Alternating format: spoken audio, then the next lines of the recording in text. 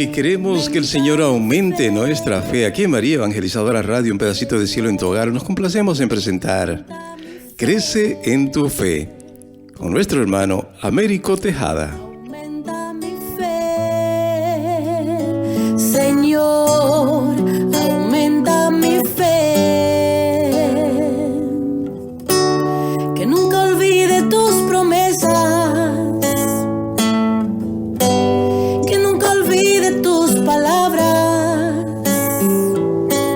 Saludos en este glorioso día y bendiciones a los creyentes que escuchan María Evangelizadora Radio, que están sedientos de la palabra de Dios. Les envío un saludo a su hermano Américo Tejada, de la parroquia San Simón Estac, San José, que pertenece a la Arquidiócesis de Nueva York. Estamos aquí todos los miércoles de 4 a 5 p.m. y los sábados de 9 a 10 a.m., hora de Nueva York.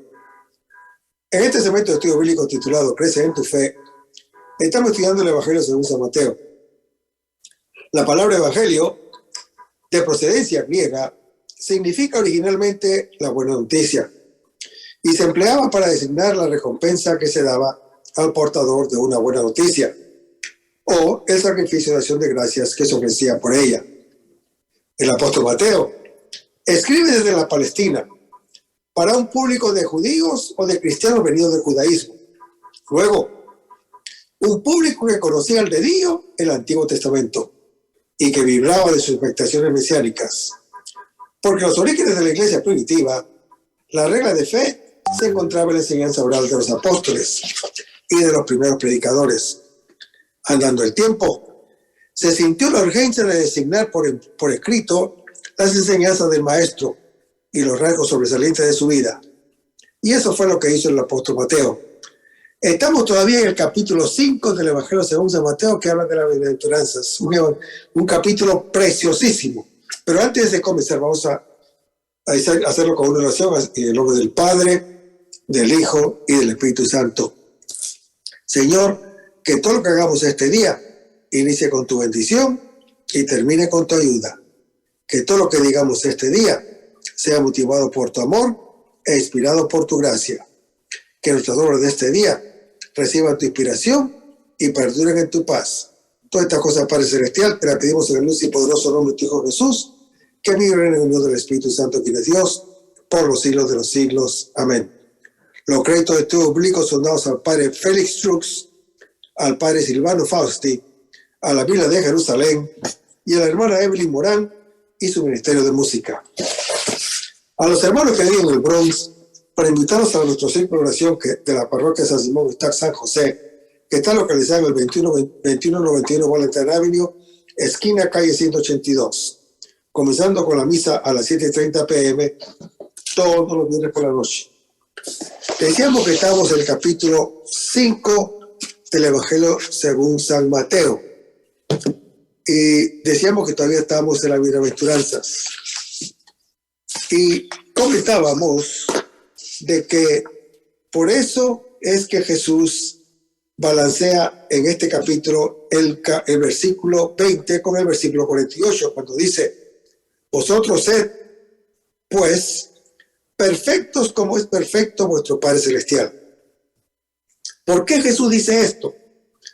Porque los judíos solían tomar como ideal del buen vivir al escriba cumplidor, como norma del buen actuar al fariseo observante de la ley. Pero Jesús, hermano que me escuchas, Jesús sustituye este criterio terrenal e imperfecto por el criterio celestial y perfecto. El hombre por Dios, el legalista riguroso por el Padre bondadoso. Porque Dios es amor.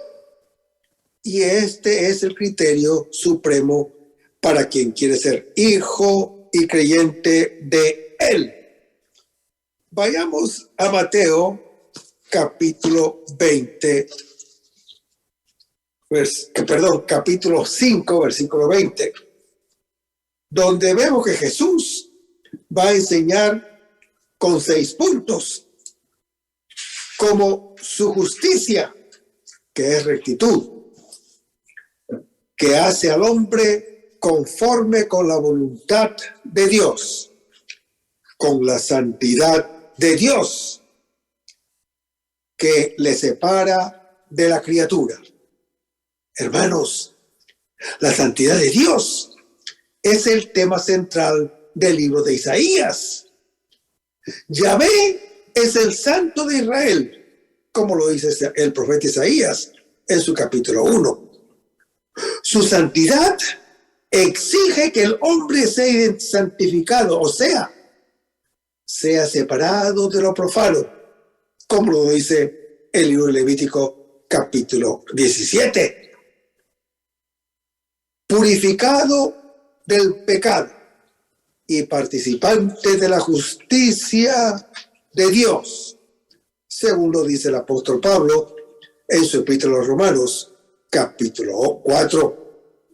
Y en el caso de Abraham, como está en Génesis capítulo 15, reconociéndolo como justo, pero del mismo modo que la fe de Abraham ha inspirado su conducta, la fe que no es fuente de obras está completamente muerta, como lo dice Santiago en su capítulo 2.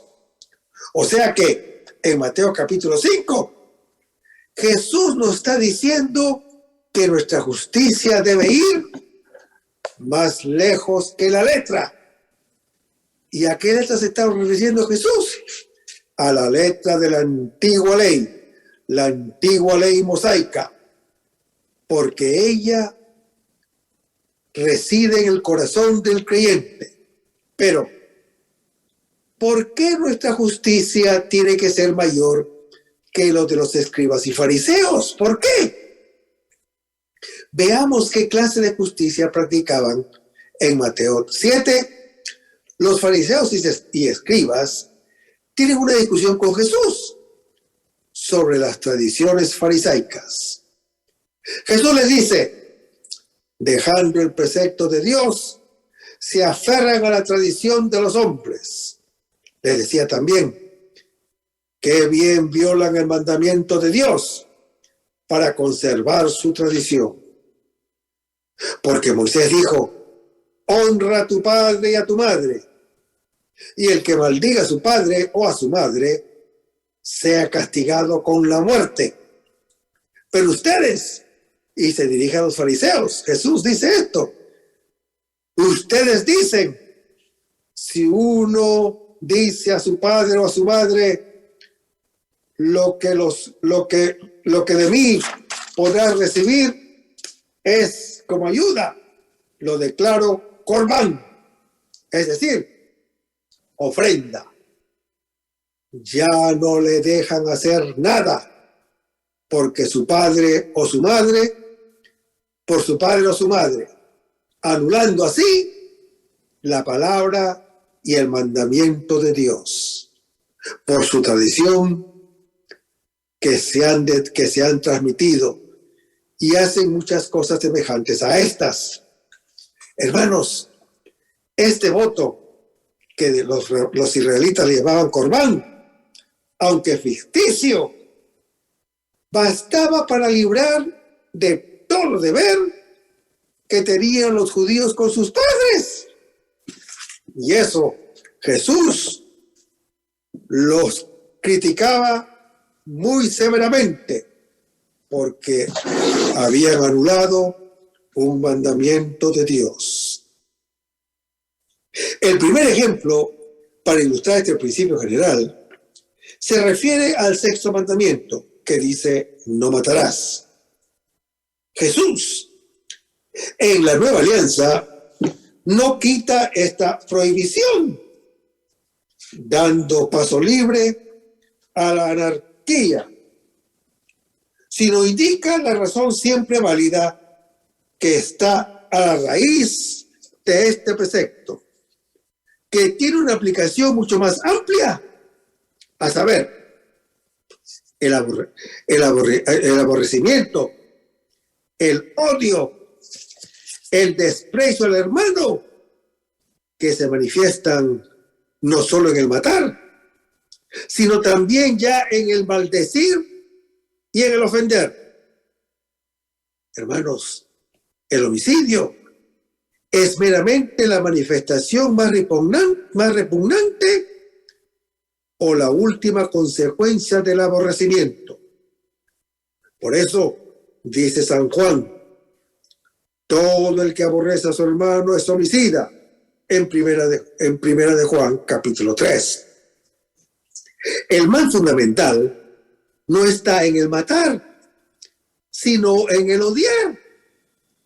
De ahí que son seriamente pecaminosas todas sus manifestaciones, por pequeñas que sean. Por ejemplo, una palabra hiriente, una maldición. Pero vayamos a Mateo, capítulo 5, versículo 22, donde dice: todo aquel que se encolerice contra su hermano será reo ante el tribunal. Pero el que llame a su hermano imbécil será reo ante el Sanedrín. Y al que le llame renegado será reo del Gehenna del fuego. Hermanos, la expresión insulte a su hermano literalmente había que traducirla por el que amenaza al hermano. Y el que raca significa necio, estúpido o imbécil. Y entre los judíos implicaba desprecio. Maldecir a una persona, literalmente, llamarle renegado, supone la mayor ofensa. Es como decirle que ha pasado o que ha perdido todo sentido moral y religioso. Por lo demás, hermano que me escuchas, nota la señera audacia con que Jesús interpone su autoridad a la autoridad de Moisés, cuando le dice: pero yo os digo. Hermanos, esto era inaudito para los judíos, para quienes Moisés era la autoridad máxima después de Dios. Pero ya lo sabemos, uno de los puntos teológicos que Mateo se esfuerza por resaltar en Jesús es que aquí hay más que Moisés. A este ejemplo del sexto mandamiento del Evangelio engancha a modo de apéndice otra enseñanza similar sobre la necesidad de reconciliarse con los hermanos en el caso de que uno, a pesar de lo antedicho, le haya ofendido. En la primera parte del capítulo 5, Jesús indica que el deber de apaciguar al hermano es aún más sagrado que el de apaciguar a Dios. O mejor, Dios es más complacido por un acto mío de caridad y reconciliación con mi hermano que por mi ofrenda material en su altar. En la segunda parte del Evangelio de Mateo capítulo 5, Jesús nos amenaza con el juicio final. Si durante la vida en la tierra, o sea, mientras estamos en camino, no te reconcilias con tu hermano, el Señor no se dejará reconciliar contigo en el día del juicio. Como segundo ejemplo, para ilustrar la moral del Evangelio, Jesús comenta sobre el séptimo mandamiento que dice: no cometerás adulterio. seguido por dos apéndices, uno sobre la ocasión del pecado y otro sobre el divorcio. En este capítulo, Jesús indica que el verdadero pecado sexual no está en el acto corporal o exterior, sino en el pensamiento mental e interior.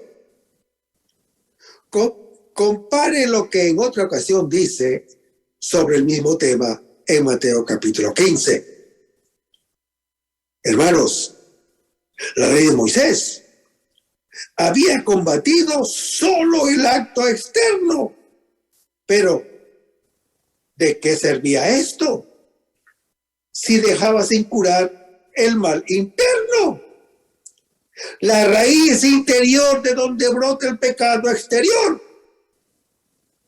Jesús, hermano que me escuchas, por tanto, va a la raíz, va al corazón perverso del hombre que necesita del médico celestial para curarlo.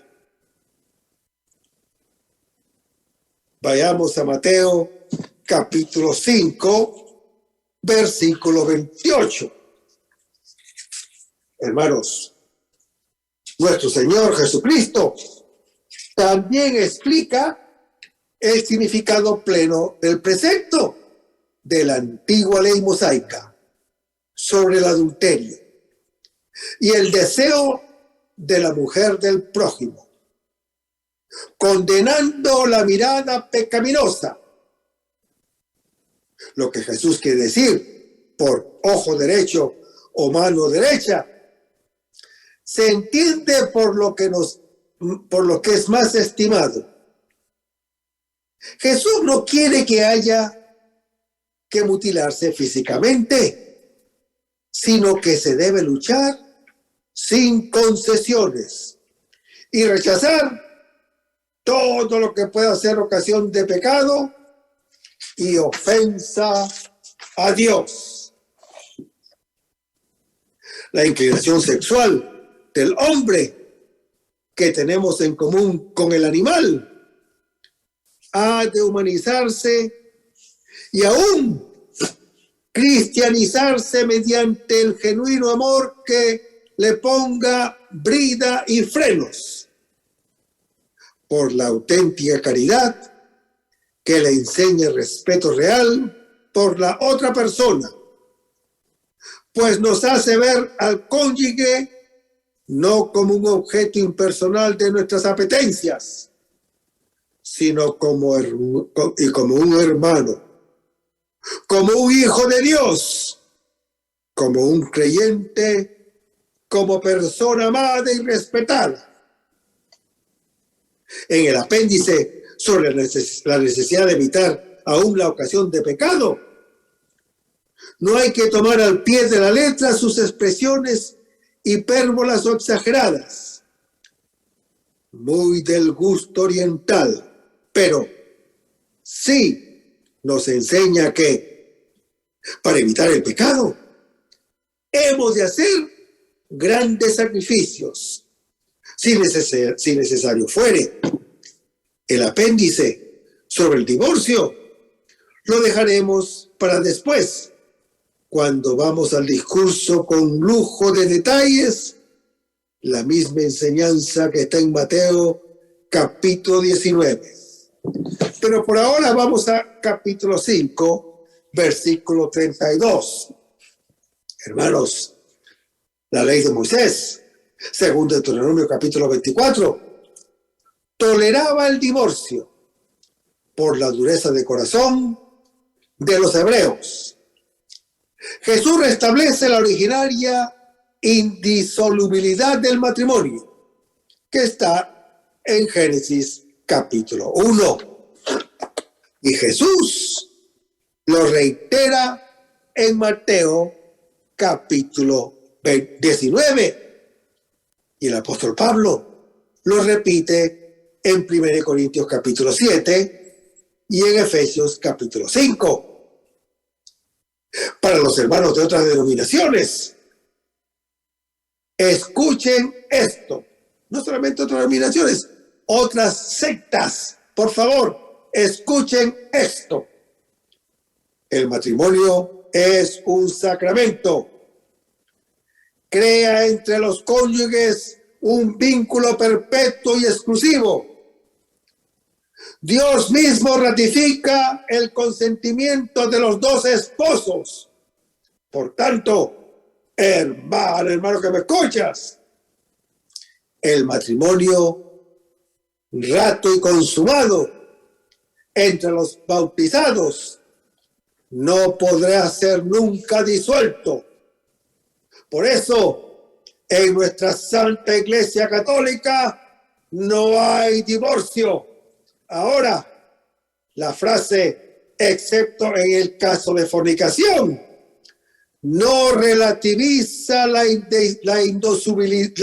indisolubilidad, sino que se refiere a las uniones ilícitas que no constituyen un verdadero matrimonio, según Levítico capítulo 18. Como tercer ejemplo, Jesús comenta sobre el 9º mandamiento, que dice no perjurar. Otra vez, expresa en forma hiperbólica, de modo que no hace falta tomar esto al pie de la letra. Fíjese cómo en otra ocasión Jesús, hablando del juramento, lo condena o lo prohíbe. Perdón, no lo condena o lo prohíbe, sino más bien puntualiza su seriedad sagrada. Y eso lo pueden leer en Mateo capítulo 23.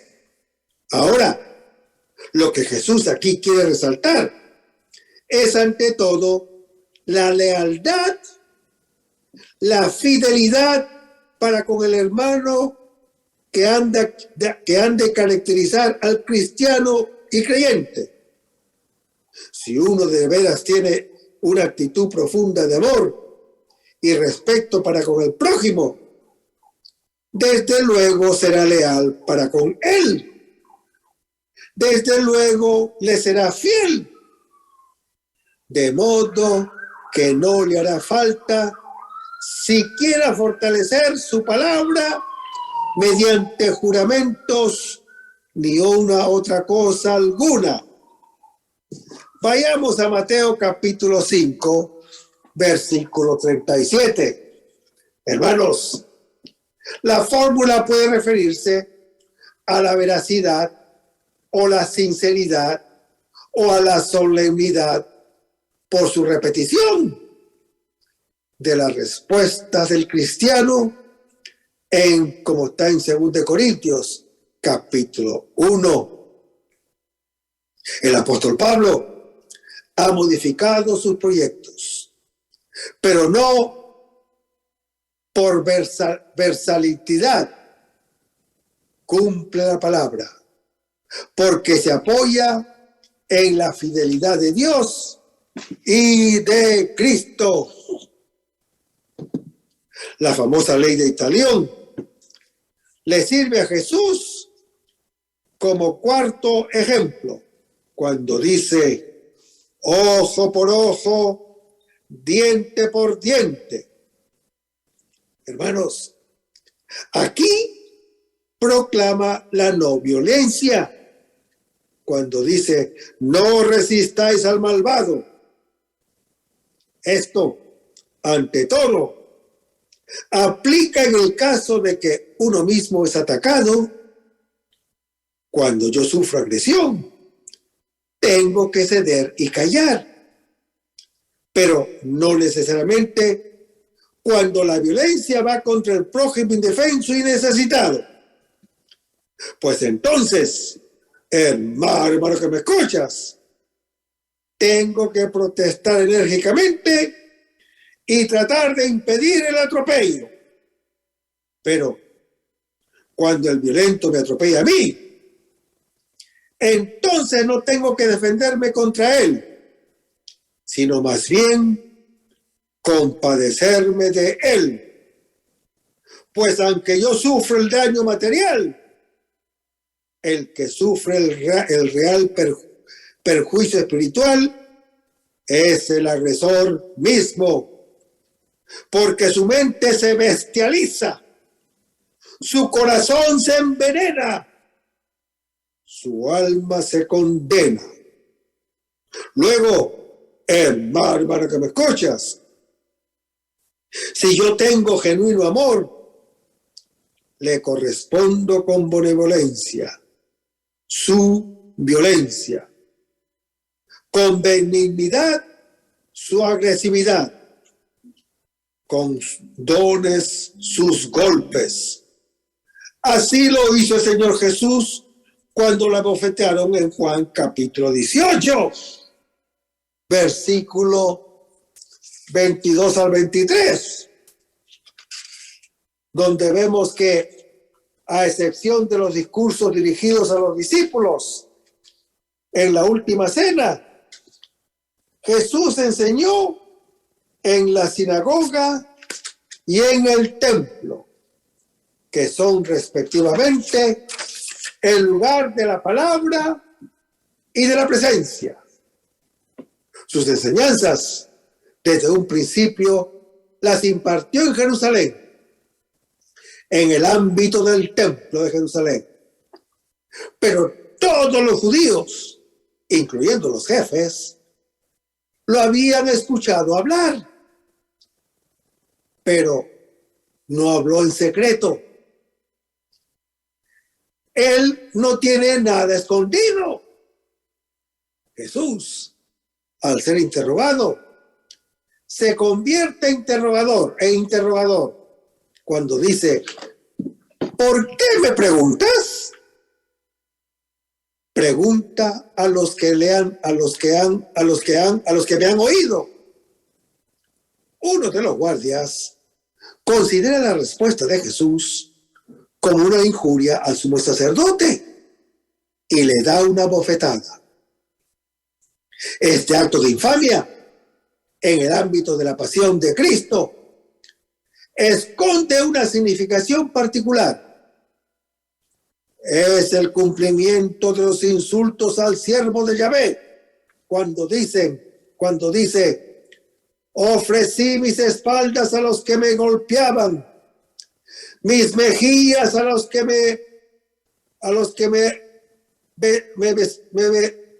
besaban la barba, no, me pegaban la barba. Mi rostro no hurté a los insultos y salivazos, como lo anuncia el profeta Isaías en su capítulo 50. Pues este guardia del templo, siervo de los jefes, su identidad es la de ser súbito, obediente y ciego. La respuesta de Jesús es para él una rebelión contra el poder. A su pregunta, en lugar de la respuesta, Jesús recibe una bofetada. Así el poder responde a la verdad. La bofetada es un tipo de violencia que subraya la inferioridad del otro. La bofetada es un anticipo simbólico de la cruz. Aunque en el caso de San Pablo, que está en Hechos capítulo 23, vemos qué difícil es, ya como primera reacción, no protestar contra la bofetada. Pero vayamos a Mateo capítulo 5, versículo 39. Hermanos, este ojo por ojo y diente por diente es la ley del talión del Antiguo Testamento, como está en el Éxodo capítulo 21. Es de naturaleza social y no individual, que limitaba así la venganza al daño producido. Jesús abre un camino nuevo en el comportamiento ante daños personales. No prohíbe oponerse a los ataques injustos. Por fin, como quinta ilustración, Jesús deja ver el contraste profundo que hay entre el precepto cristiano del amor fraternal y el concepto judío de Mateo capítulo 5. Pues, según la ley mosaica, el amor fraternal es limitado. Se extiende solo a los miembros de la misma nación, pero no a los extranjeros y menos a los enemigos. Pero para Jesús, no. Lo voy a repetir. Para Jesús, hermano que me escuchas, absolutamente no.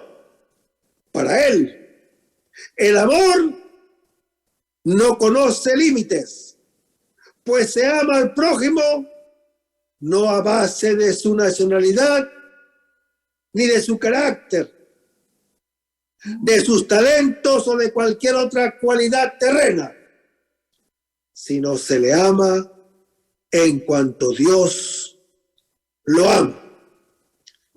Aquel Dios que reconoce en Él, por pecador que sea, su propio hijo y creyente. Aunque tal vez sea un hijo pródigo, pues Dios lo creó a su imagen y semejanza, como está descrito en Génesis capítulo 1. Y Él quiere que todos los hombres sean salvados, como lo anuncia el apóstol Pablo en su primera epístola a Timoteo, capítulo 2. Por eso, hermano que me escuchas, la norma de nuestra conducta no es el escriba judío ni el doctor de la ley, sino nuestra norma es Dios mismo, el Padre bondadoso de todos, ante quien no existe acepción de personas.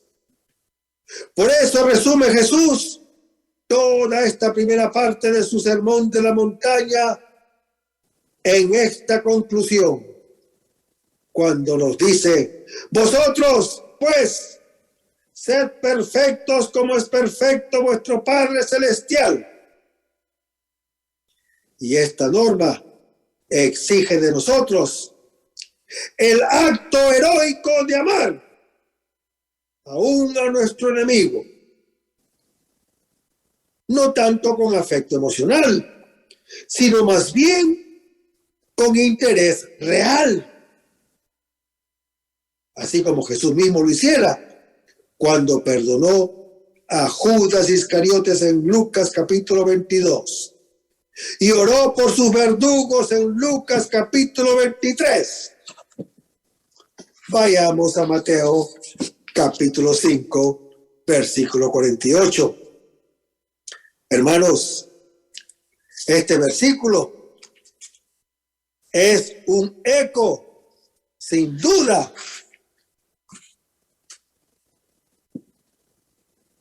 de la exhortación que nos hace Levítico capítulo 11, que dice: sed santos, pues vuestro Dios, sed santos porque yo soy santo. El Señor lleva la ley mosaica a su plenitud y señala la llamada universal a la santidad, no como una sugerencia o una posibilidad, sino como un mandato. Tienes obligación de santificarte, tú y yo también, porque así, hermano que me escuchas, siendo santos es que entramos al reino de los cielos. No como mucha gente que dice, pero yo soy bueno, yo no hago nada, yo soy bueno, yo me merezco el cielo. Hermanos, ser bueno no te va a llevar al cielo. La única manera que tú llegarás al cielo es cuando tú y yo, como el Señor Jesús nos exhorta, que seamos santos como lo es el Padre Celestial. ¿Quién piensa que esta es labor exclusiva de sacerdotes o religiosos? ¿Quién? Hermanos, a todos, sin excepción, dijo el Señor, sé perfecto como el Padre Celestial es perfecto.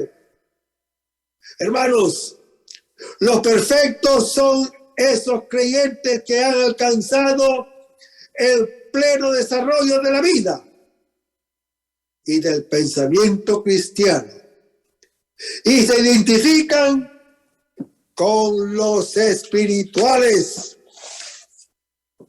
Vayamos ahora a Mateo capítulo 6, versículos 1 al 4, donde leemos: cuida de no practicar vuestra justicia delante de los hombres, para que os vean. De otro modo, no tendréis recompensa de vuestro Padre Celestial. Por tanto, cuando hagas limosna, no lo vayas trompeteando por delante,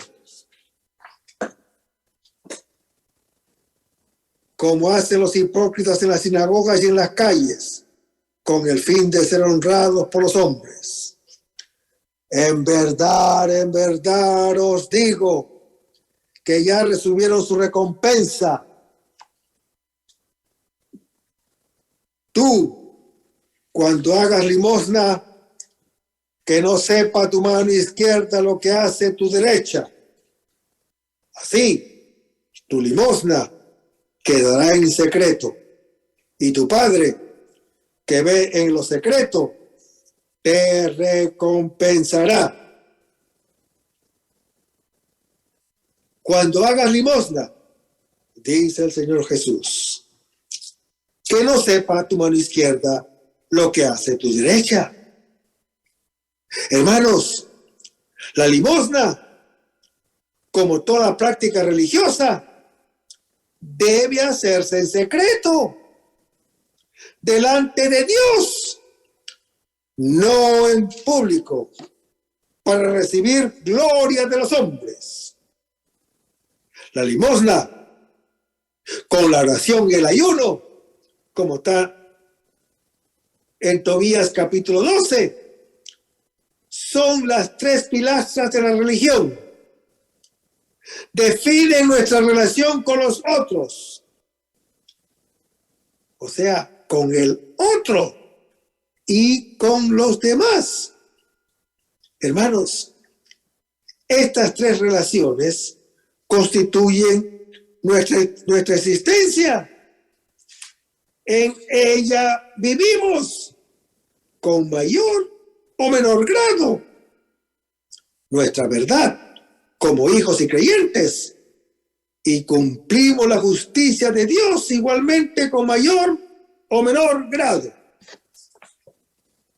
Cada una de nuestras acciones puede hacerse de dos maneras opuestas: para autocomplacernos, o sea, recibir alabanza y reconocimiento de los hombres, o bien para agradar a aquel que desde siempre nos alaba y nos reconoce como hijos y creyentes.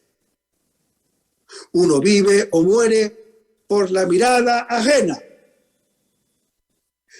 Quien no es visto por nadie, no existe. El hombre necesita reconocimiento. Su identidad es el modo como el otro lo ve. De aquí lo que dice Efesios capítulo 6. la esclavitud de los ojos, que lo hace siervo de la mirada ajena, de la vanagloria. Solo quien sabe ser hijo de Dios, amado infinitamente, mi vida es su mirada y su amor. Es libre de vanagloria, porque tiene la verdadera gloria. Hermanos, la fe es conocer esta gloria. Por eso no puede creer en Dios quien busca la gloria de los hombres. Nos dice Juan capítulo 5. Las obras, hermano que me escuchas, también aquellas que son en sí buenas, son buenas para mí, solo si se hacen delante de Dios, por amor y con humildad. De lo contrario, si se hacen delante de los hombres, por autoafirmación y vanidad, son malas.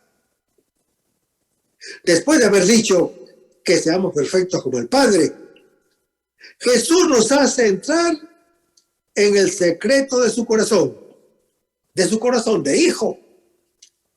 Su relación con el Padre es la fuente de su existir y de su obrar, de la justicia excesiva que abre la puerta del reino, como lo dice en Mateo capítulo 5. Lo que aquí se dice para la limosna se repetirá también para la oración y el ayuno. En toda obra buena está siempre en juego la necesidad de reconocimiento. Si lo busco de parte de los otros, nunca lo tendré en forma suficiente. Siempre seguiré siendo esclavo del juicio ajeno y de mi intento por dar una buena imagen de mí mismo. Tendré el culto de la imagen, y eso, hermano que me escuchas, se llama idolatría. Idolatría de mí, de mi yo, en lugar de la realidad de Dios.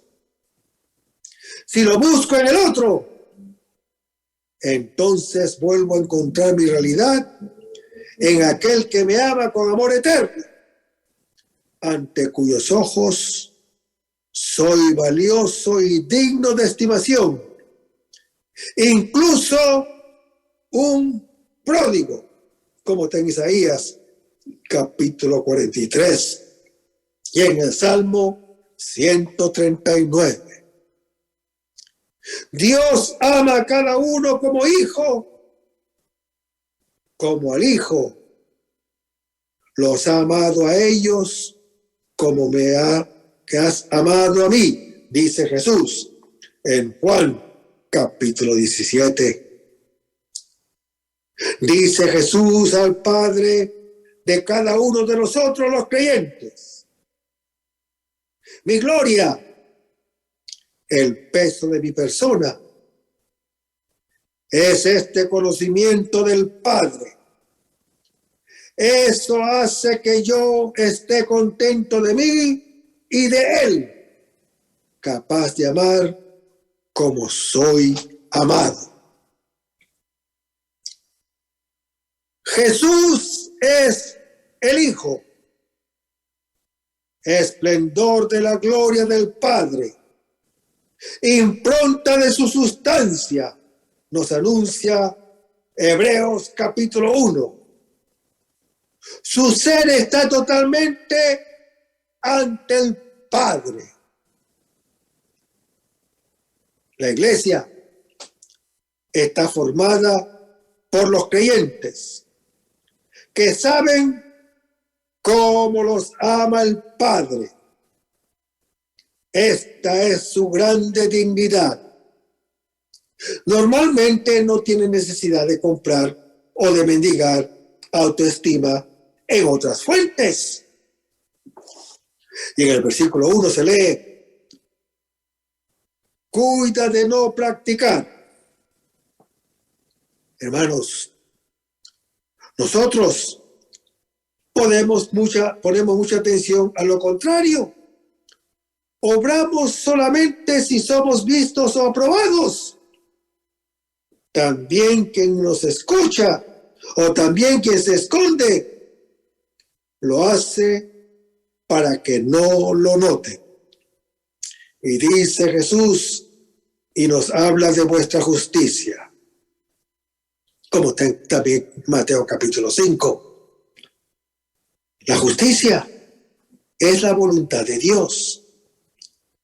Ella se concreta en la limosna, en la oración y en el ayuno, en una relación correcta con los hermanos, con el Padre y con las cosas. Y dice Jesús, delante de los hombres. Hermanos, el hombre está siempre delante de los ojos. De la cara a alguno desea complacer. ¿Por qué y cómo es visto? El ojo del otro es su primer espejo. Lo importante es que sea bueno. A nosotros nos corresponde escoger delante de cuáles ojos queremos estar. Si delante de los ojos ajenos o delante de los ojos de Dios. Y Jesús dice, no tendréis recompensa de vuestro Padre Celestial. Hermanos, el hombre es imagen y semejanza de Dios. Si está delante de Él, recibe la propia realidad. Es Él mismo, libre de toda esclavitud. Uno es tanto cuanto es ante su Dios, ante sus ojos, y nada más. Decía San Francisco cuando hablaba en su obra Imitación de Cristo. Su recompensa ante el Padre es la propia verdad como hijo.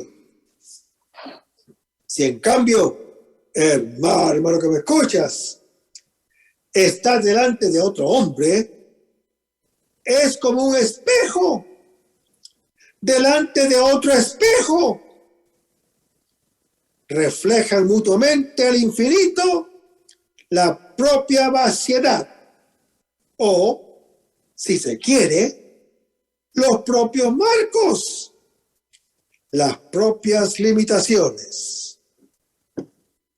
Y en el versículo 2 leemos, por tanto, cuando hagas limosna, dice el Señor Jesús.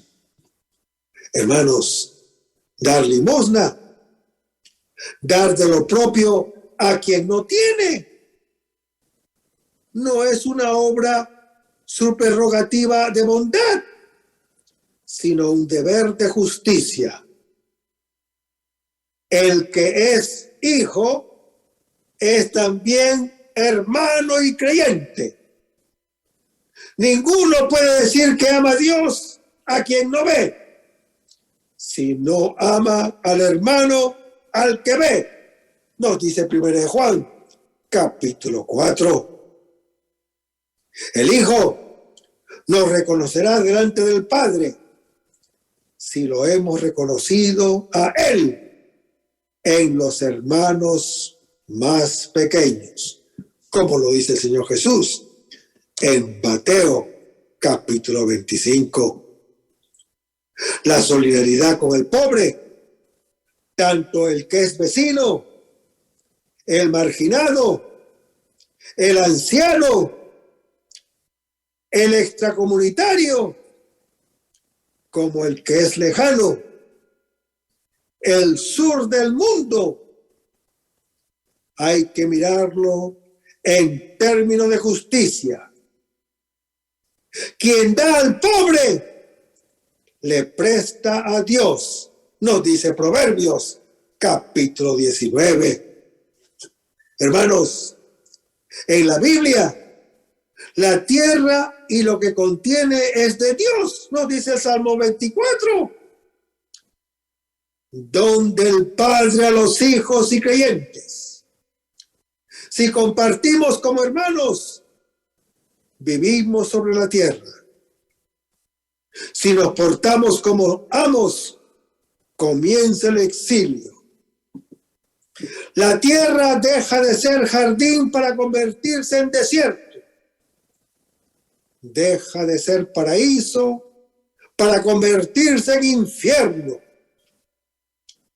Este es el mensaje de los profetas en el Antiguo Testamento, para quienes el mismo culto religioso es una abominación si sirve de cobertura a la injusticia.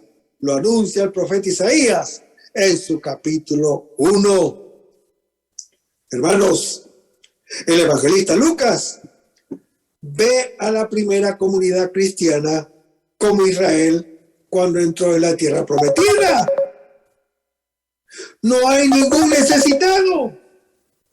Cada uno de lo que puede y recibe, da lo que puede y recibe según su necesidad, como los narra en Hechos capítulo 2.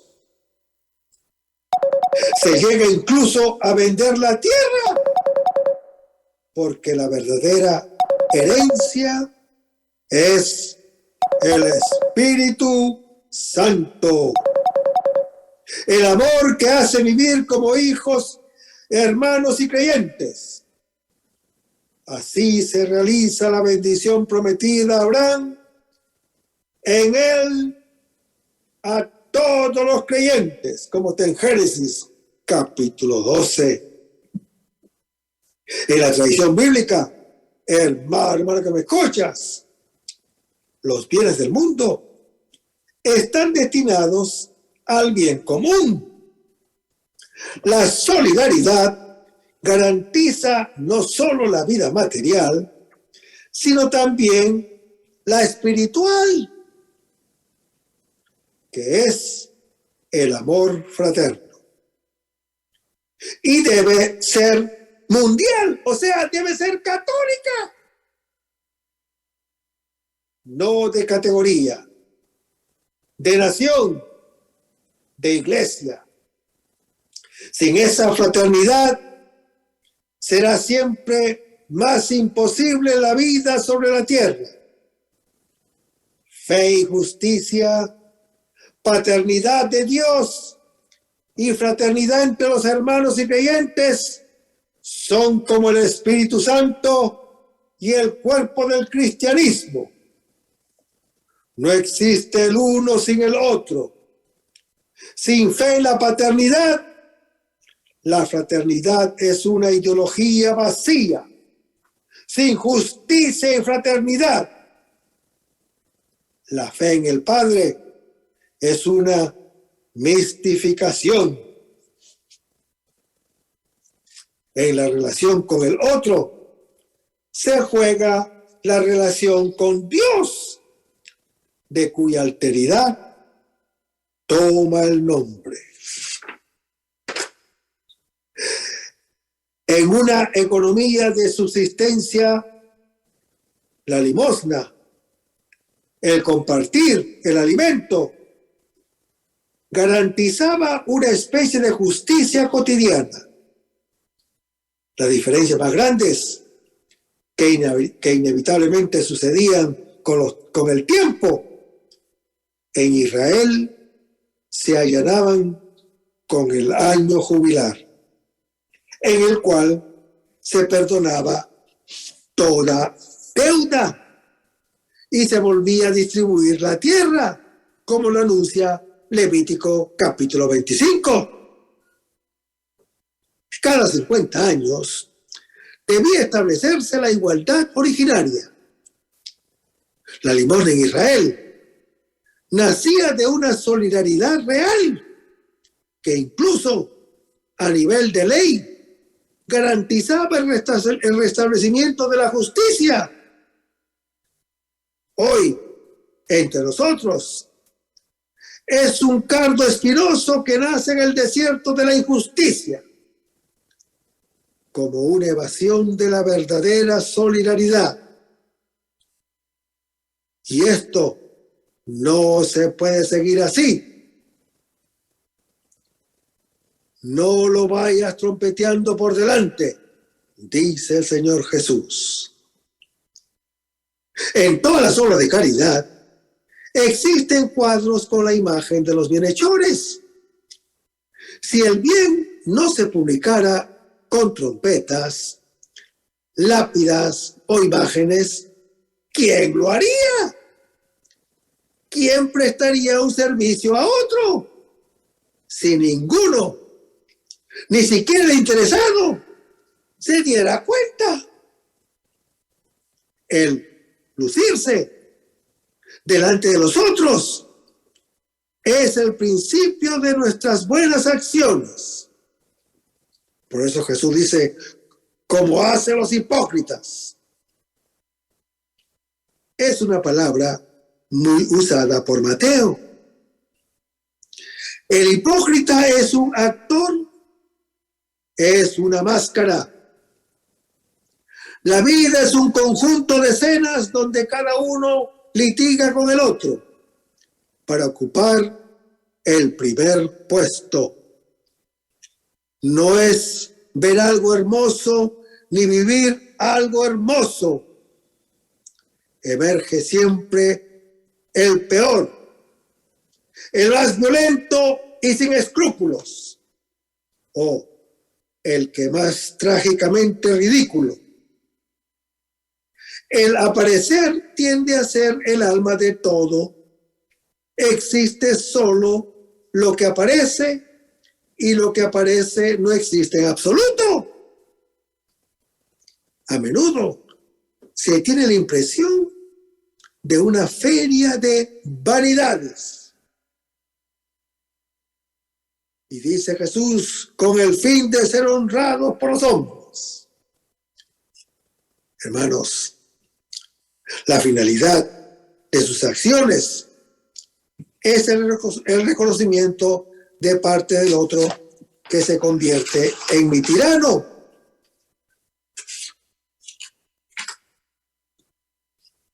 Bendito y alabado sea el nombre de Jesús. Los complejos de superioridad, de inferioridad, las angustias y las potencias contra sí mismo o contra los otros derivan del hecho de no ser aceptados, por lo cual se hace lo posible para dar una buena imagen de sí mismo, con tal de ser aceptados. Y dice Jesús, en verdad os digo, uno encuentra lo que busca.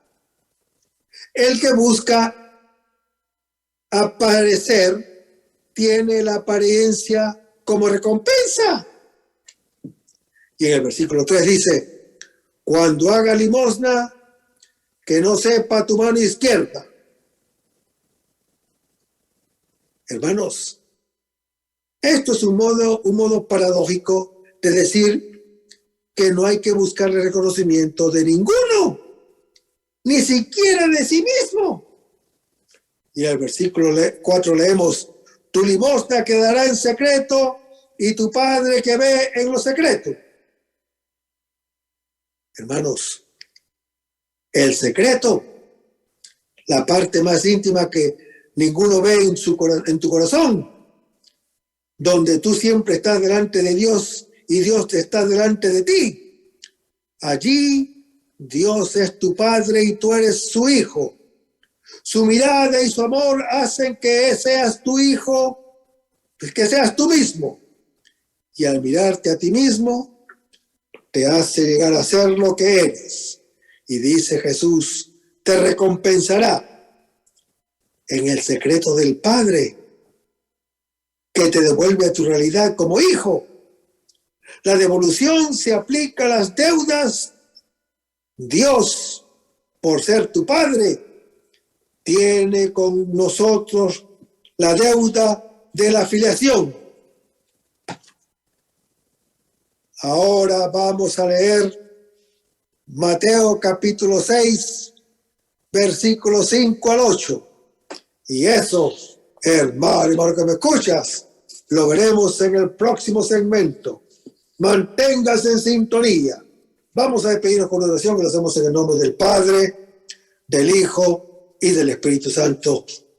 Señor Jesús, ayúdanos a conservar el fervor espiritual, la dulce y confortable alegría de evangelizar, incluso cuando hay que sembrar entre lágrimas, como Juan el Bautista, como lo hicieron los apóstoles Pedro y Pablo y los otros apóstoles, y también esa gran multitud de evangelizadores que se han sucedido a lo largo de la historia de la Iglesia Católica, con un ímpetu interior que nadie sea capaz de extinguir.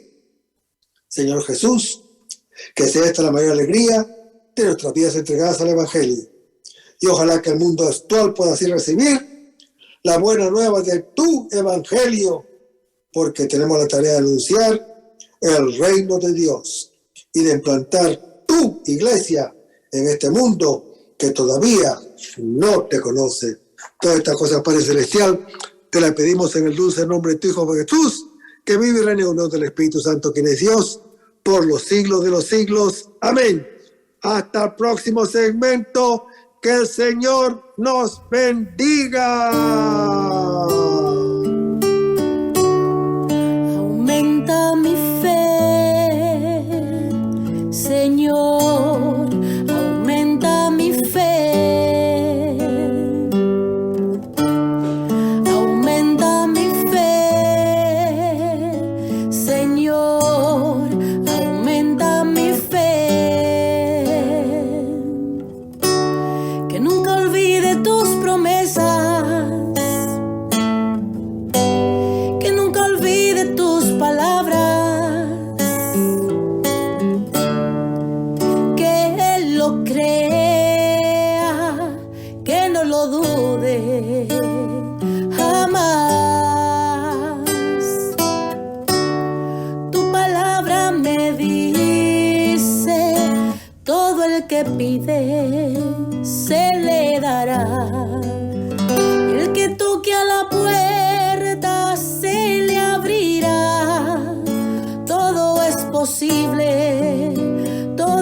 posible para ti,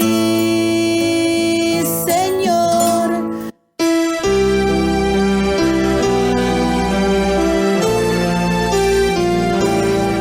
María Evangelizadora Radio, una emisora 100% católica y llega a ti como un pedacito de cielo en tu hogar.